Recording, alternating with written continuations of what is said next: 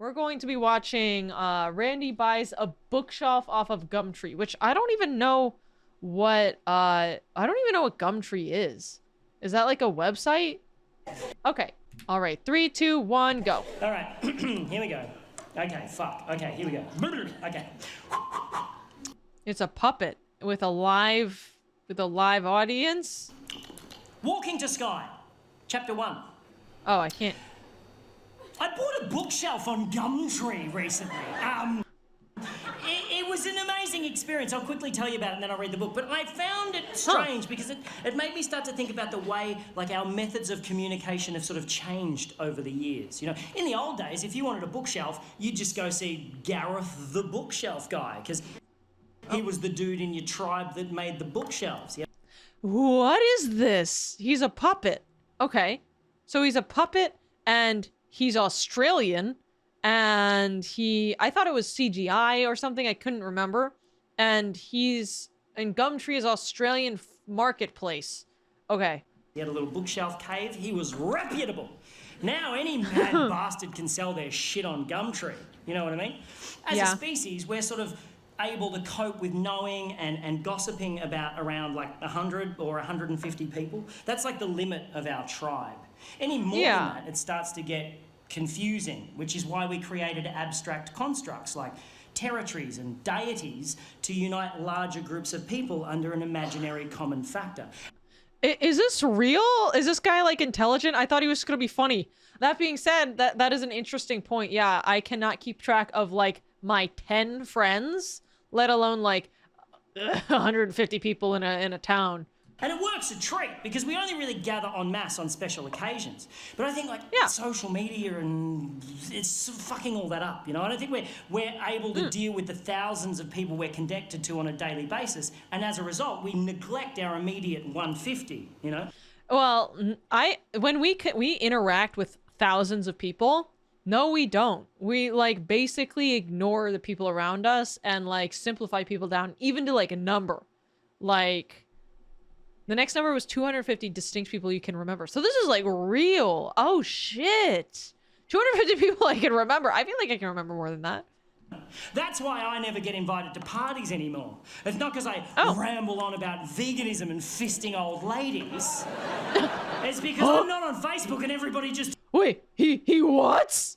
Assumes you are. I am so behind on the births, deaths, and marriages of my friends that I feel like the time traveler's wife every time I go to a party. I'm like, this is Tim, he's our son, he's 6 now. Fucking didn't even know you were pregnant. This is the thing. Puppet joke. Got ya. Okay. This is actually... This is very true. I had a Facebook account. I literally never used it, and people would talk to me on it, and like it was basically my friends from middle school. And I was just like, this is pointless, and I deleted it. And now I just don't keep in touch with any people, like anyone IRL, if they don't give me their phone number. Anyway, and you know smartphones aren't that great. You know that, right? They're not that great. You don't need the internet in your pocket. You work at Coles, okay? You're not working for the president. You don't need it. You don't need that much information. And also, what was the point of developing opposable thumbs for you to take a photo of your head, post it on the internet, and then just stand by for validation? No one gives a fuck about your head.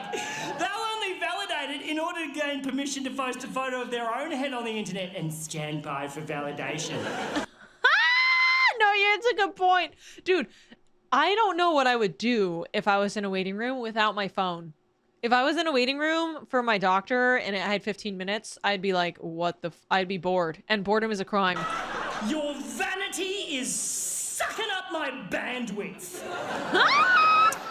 I'm doing more important stuff. Through my head as I'm on Gumtree looking for a bookshelf because you know when you put something in the search in Booktree, what the fuck? When you put something in the search on Gumtree, I'm having a stroke up here. Wait, it's actually you can tell he's actually a funny person because he's doing some Mad Lib stuff that's actually funny. It's not just all 100%. You put something in the search, right, and like, there's always a couple of things that come up in the list that are like the polar opposite of what you search for. I'm like, get out of my head, Gumtree algorithms, conspiracy. No, but seriously, you try. No, I get that. I search something and then like I'll search like potted plant and like it'll show me like couches and I'm like, bro, what is that? It's like bookshelf and it's like bookshelf, bookshelf, bookshelf, gramophone. Bookshelf, bookshelf, bookshelf, combine harvester. What the fuck? They want you to buy random shit. They're like, well, maybe, I mean, you're clearly shopping and we have more shit than just that. Yeah, it's actually a pretty good price. Anyway, See? on this particular day, I found 2 bookshelves that worked for me in terms of cost and, more importantly, geographical convenience, because I'd be fucked if I'm driving to Broadmeadows to pick up a bookshelf, right? So I type in bookshelf and I see the 2 things and I'm like, okay, one seller is Kathy, the other is Morgan. I send them both the same text message. Hello, I saw your bookshelf on Gumtree. Is it still available? Kathy texts back straight away saying, sorry, it went this morning. Then take it down. I hate that. I hate when I ask somebody on Facebook Marketplace. I do have like a fake account on Facebook Marketplace for like shopping where I can't tell you the name, but the name is a fucking pun. And I think I like alarm people. But yeah, I hate when they post things and it's like, and take it down if you sold it. They don't have time to take it down yet. It was the same day. It was at the it takes 2 seconds. I have sold things on Facebook. I got rid of a cat tree for $0. I took it down immediately. Cool, Kathy. I'm sorry I gave you an annoying voice in the retelling of this story. Morgan's response came through a couple of minutes later and simply read, it was my wife's bookshelf. How do you respond to that? Oh no! Aside from the fact that it doesn't answer my fucking question, his use of past tense in that sentence unnerved me slightly. It's nice to meet you, my guy. It was my wife's bookshelf. Like, oh, okay. I'm like, oh, I should probably just find another bookshelf. And then I noticed he lived in the suburb next to me, so I replied, is it still available? It's like really close. He responded with the letter Y. Just a Y. He's like, this guy didn't even ask about my wife. Is he asking me why I want to know if it's still available? Or is it a Y for yes, and he's so in the throes of grief that he can't manage the E and the S? I assume... He's like, I can't get rid of this bookshelf. Me and my wife would read books all the time. It's a Y for yes, so I respond, cool, I'll take it. When's a good time to come and pick it up? No reply for 15 minutes. I'm like, oh, he's forgotten about me. Fuck it, I'll find another bookshelf. And then when his reply actually does come through, I realise he spent those 15 minutes crafting his response because it's a fucking thesis. Oh, no. Oh, no. Oh, shit. I just dropped my phone. Mentally ill marketplace people, dude. Give me a second. I'm just repositioning. That's never fun. That is, it's also scary because I'm about to go meet this person. Like, I'm about to go meet this thesis writer. He must have felt so bad about only using a single consonant in his previous text that he just massively overcompensated with this one.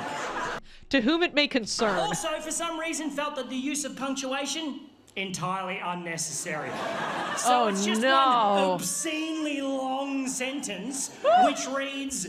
You must come and pick up now. I only have short time here at house and also it wide. So bring van or trailer and there stair. But I can help you carry downstairs. If you come park out front, walk up past ring bell and I will help you carry it to trailer or van. I only accept cash. And if you do not come now, I will sell it someone else.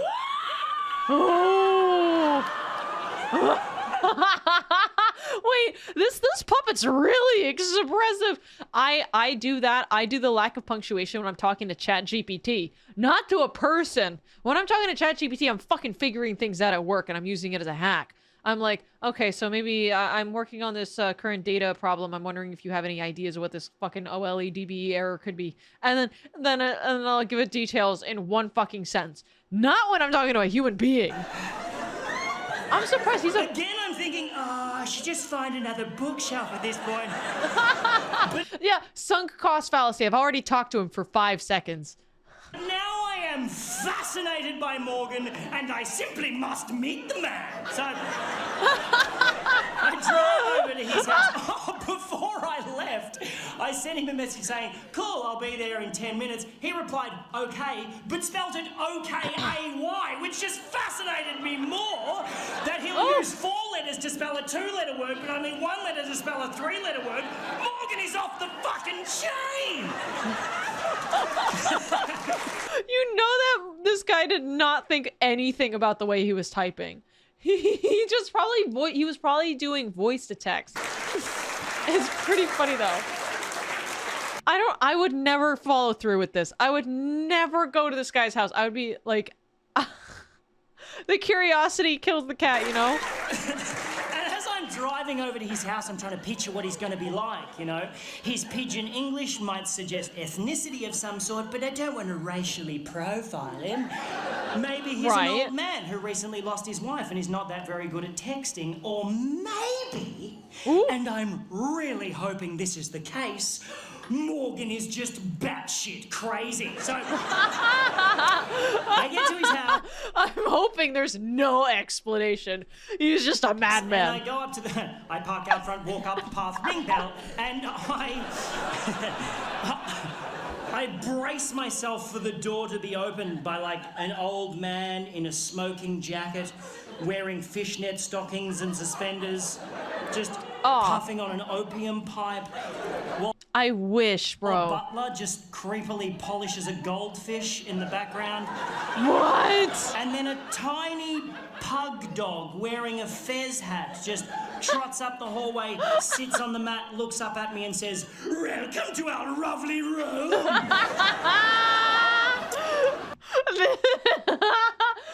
Wait, oh my god.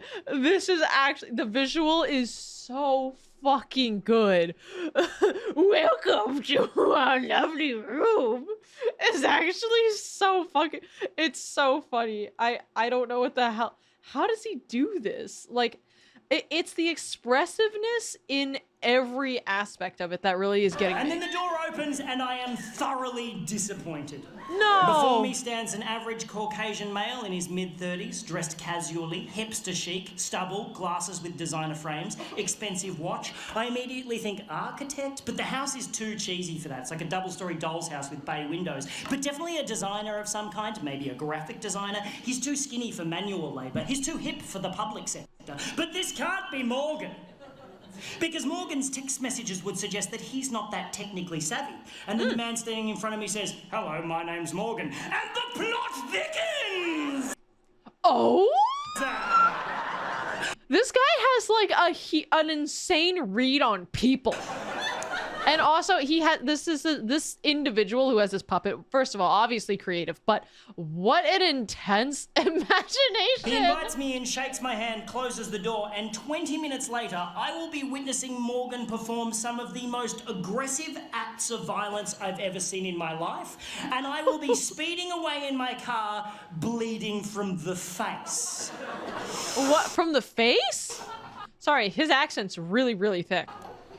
Here's how this shit went. Do you not analyze people you meet? I can't read anybody. Down. Oh, God.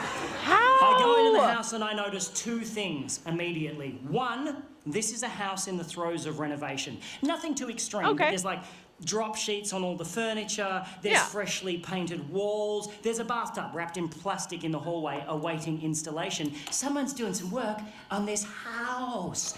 The second thing I notice, on the way up the stairs to the 2nd floor, on the 1st floor landing, is a wedding photograph featuring a very cleanly shaven Morgan with a very beautiful bride. Very much in love. The photograph is very much on the floor, and the glass in the frame is very much smashed. Bro, this is a horror house. No, this is how a horror movie starts. She's not dead, she's left him, and the plot thickens a bit more for Morgan. No wonder why he wants to get rid of the stupid fucking bookshelf. And as Morgan unceremoniously, like, kicks the photo frame to one side on the way up the stairs, I really wanted to pry into Morgan's life and ask heaps of inappropriate questions. Why did your wife leave you? But he was clearly a broken man. He had this terrible air of sadness around him, so I didn't want to intrude. Luckily for me, though, I didn't have to, because Morgan immediately began oversharing and told me the whole fucking story. Thank you, Morgan! I shall hang off your every word and then retell your tale to 200 strangers and record it for a fucking DVD. Poor Morgan! Morgan had no idea. He thought he was just gonna tell somebody and the story was gonna poof out of his mind when he drove home. But instead, this guy held on to it. Here's a rendition. He is a graphic designer, yes, and he's really good at it. What? He does like massive rebranding campaigns for large corporations. He gets flown all over the world doing this shit, right? Shit! Give me a second, I'm gonna turn my AC off. About 4 years ago, a woman hired Morgan to rebrand her florist business, and he did such a great job, she married him. And he thought everything That's so sweet. was just fine, until about 3 months ago. Morgan had to do a presentation in Sydney, right? But he was on his way home from overseas and he got stuck in Dubai due to a flight cancellation. So rather than cancel the Hello, I am interrupting your video yet again. Every single video I do this. Remember, only 17% of you guys are subscribed. Oh my goodness, we can get that up to more. So if you want to subscribe, that would be great. Thanks. Just a little reminder. Okay, back to the video. This has nothing to do with the story, but have you guys heard of Dubai chocolate? I fucking want some of that. meeting, Morgan suggested to these businessmen in Sydney that they do a Skype chat because he's so technologically savvy despite his fucking baffling text message style. So, okay, wait a second. Skype. This is ancient. So Morgan checks into a hotel, cracks open his laptop and starts Skyping with this room full of businessmen in Sydney who are all watching Morgan on a massive screen on their boardroom wall, right? And everything's going great. Morgan is totally nailing it until about halfway through, he realized the expression of Morgan's totally nailing it with the head wiggle is so funny. that a file he wants to show these dudes is on the desktop of his home computer back in his home office in Melbourne. And he decides to live share the desktop of his home computer on the Skype chat. Oh my god. I can't even imagine what's about to happen. He knows how to do that. He can control his computer remotely from anywhere in the world. It's not particularly new technology, but remote desktop. Morgan makes it sound so impressive. So this room full It's of built into businessmen Windows. are all watching keenly like, oh, Margaret, bring in some biscuits. There's some newfangled shit going on in here. Yeah, no, I totally get that. Sometimes with my boss, I'll show him something simple and they'll be like, whoa, you can do that? As Morgan clicks a few buttons and brings up the desktop of his home computer on the Skype chat. Now, what Morgan doesn't realise is that his wife has been using the photo booth app on that particular computer to take pictures of herself. To take naked pictures of herself. To take naked pictures of herself doing some pretty fucked up shit. No! It's embarrassing to say the least. Just as Margaret came back in with the biscuits, I've got you the... My wife! Not my naked wife with a jar up her ass! Now, those of you who are familiar with the photo booth app will know that how it works is it accesses the built-in camera in your computer and with a click of a button, takes a photo of you when you're standing in front of the screen. And if you know that, you'll also know that if you leave that application open, the camera also stays open, witnessing whatever may be happening in front of the computer in real time. No, no, no. Such as your wife in your home office fucking your best mate. Oh,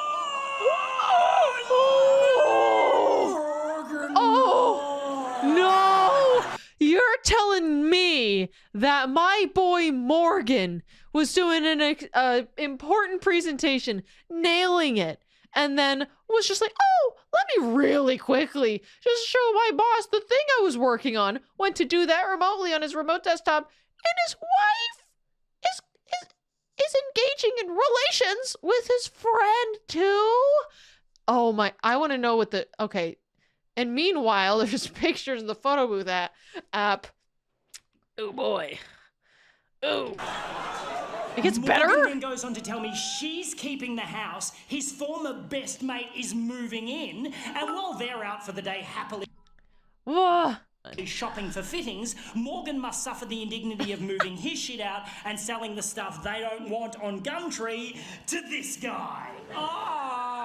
No! It's at this point of the story that Morgan starts crying. He breaks down, and I do not blame the man. It's fucking horrible, and I just want to give him a big hug and say, everything's gonna be all right, Morgan. No, everything will not be all right, Morgan. This needs therapy. Like, don't just abandon this. But I am holding the full weight of a bookshelf halfway down a set of stairs, and Morgan is the only thing stopping that bookshelf from caving my face in. I was like, Morgan! Morgan!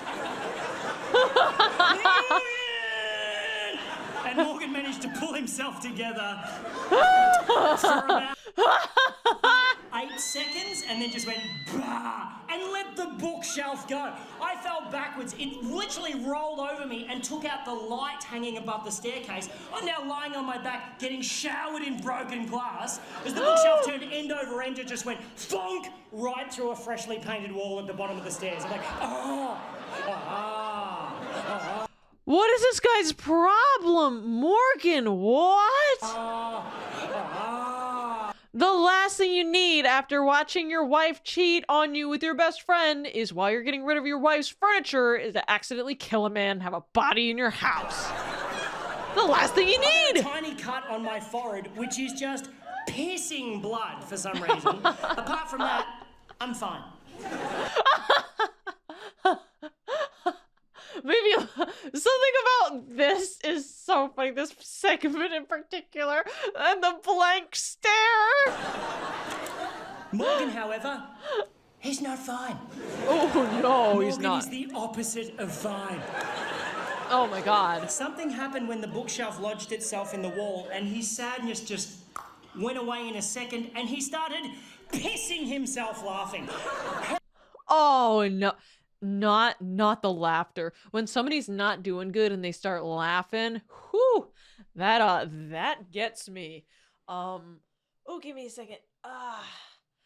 Okay. Hysterical, and he had the the creepiest laugh I've ever heard in my life. I'm standing going, this is weird, and he's going like some sort of demonically possessed baritone kookaburra. It's like, dude, you have to just leave. You have to leave. You have to leave right now. Like, there's no way. You have to leave. Can I still have the bookshelf? He's like, yeah. We extracted from the wall. The bookshelf, incidentally, showing no sign of having just rolled down a staircase and smashed through a wall. We carried it out to my car. We had to stop about 6 times because Morgan was like, hang on a minute. We got it to my car, put it on the trailer, and Morgan was in such a great mood, he let me have the bookshelf for free. Yeah, you fucking better. Yeah, this guy's trying to avoid a health lawsuit. You can get, what if that he hit his head, he got a head injury on your property? Yeah, take the bookshelf and please leave immediately and forget anything that ever happened here.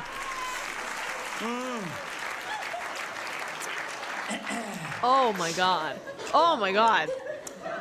This guy's life is cooler than mine, by the way. This guy is just living the life. And that's where the story should end. Should end. Oh no. But there was something about the bookshelf going through the wall that flipped a fucking switch in Morgan's head, and he is now hungry for more destruction. So as I started tying the bookshelf down to my trailer, Morgan just strolls over to like an upright mailbox on the front lawn and just starts trying to wrench it out of the ground, just really putting his back into it. I'm like, you okay, buddy? He's like, yep. Why is he doing this? He pulls it out of the ground, whereupon on, he wields it like a fucking battle axe and just starts smashing up the front garden, just beheading the daisies, fucking up the lavender. I'm like, oh, hey Morgan, maybe you want to stop and think about that. And he wheeled around and looked at me like Jack Nicholson chasing Shelley Duvall up the stairs in The Shining. And said, God! Why don't you mind your own fucking business? Dude, don't talk him down. Let him do his thing. Leave. Just leave. It could have ended here. I also want to say, I think it's so funny, the accent and the way he said it was so intense that YouTube's automatic closed caption creator couldn't understand it. They just said blank. Yep, cool man. Yep. Yeah. I like tying knots. I'm quite good at tying knots. If I tie something down, I take my time because I want it to stay there. But as Morgan nonchalantly strolled up the driveway, rolled up the garage door, and put the mailbox through the windscreen of an Audi? What? I must admit, I kind of rushed my knot tying job. Oh. I got in the car. Oh my, okay, so now he's with somebody who's mentally unstable and having an actual breakdown. I'm about to drive off. I'm like looking at the house going, I'm sure he'll be fine. And then an armchair smashed out of an upstairs window and just went doink, doink, doink, doink down the front lawn. I was like, what's my duty of care in this situation? Oh, that's a very, very, what a kind person. Because my duty of care, in my opinion, is leaving immediately. I didn't want to call the cops on him. I didn't want him to trash the house. I'm like, fuck, I'm going to have to talk to Morgan. So I got out, I walked up the driveway, shitting myself. You know when someone does something really violent and you're just like, fuck, we're not supposed to do shit like that. We're not supposed to do that, you silly goose. Just yucky feeling in my tum-tum, and I'm standing there. Oh, the yucky. Oh, everything this guy says is gold. Standing there in the garage, and there's like an adjoining door in the garage that leads into the house. I can see in through the door into the house, up the staircase. It's like a wooden staircase, and I'm standing in the garage just going, Morgan! Morgan! Like I was calling a cat for its dinner. Like, Morgan! Muggy, muggy, muggy, muggy, muggy!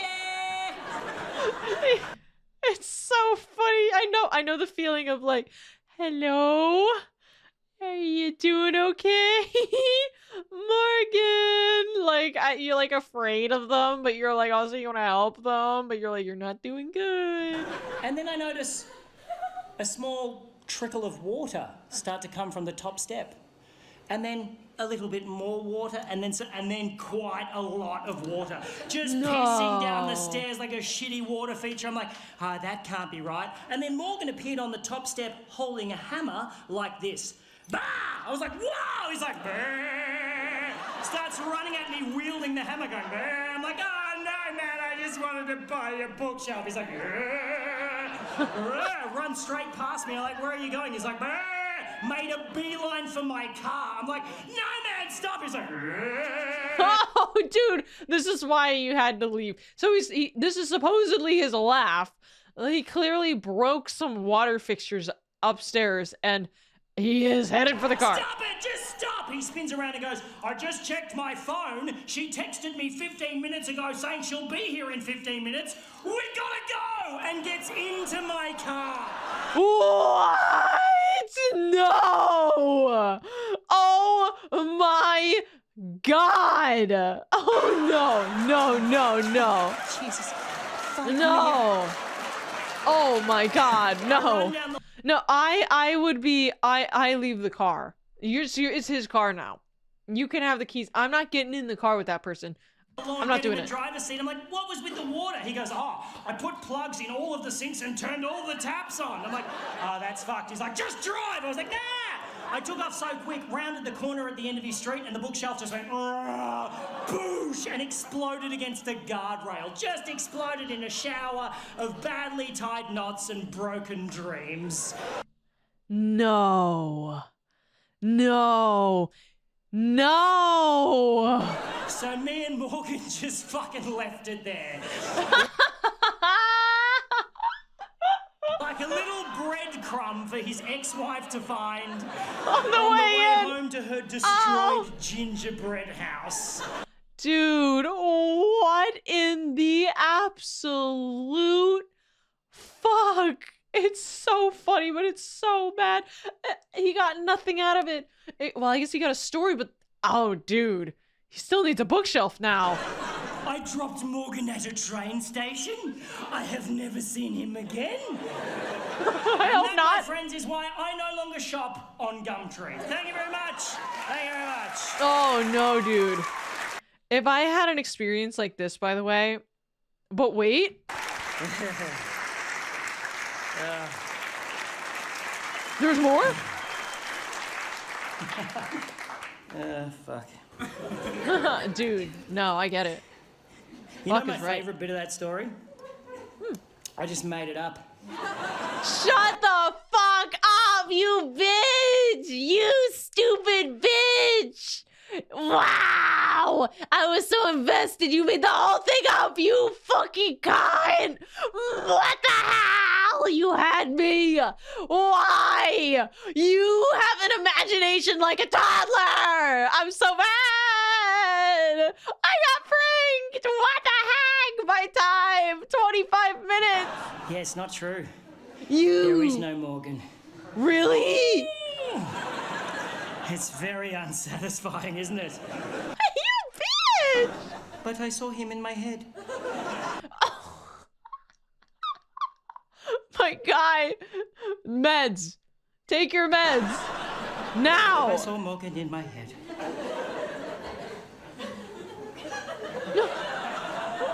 Are you Morgan? Why is it we can feel so robbed when someone tells us a story we just heard isn't true, and yet so satisfied at the end of a fictional novel? Huh? No. That's a good point. That's a good point. You know the Because you presented it as truth. other great thing about that story? First draft. Fuck you, Hemingway! That's actually really funny. Fuck you, Hemingway. Guys, what is this guy? This guy has problems. This guy has problems and they're all really good.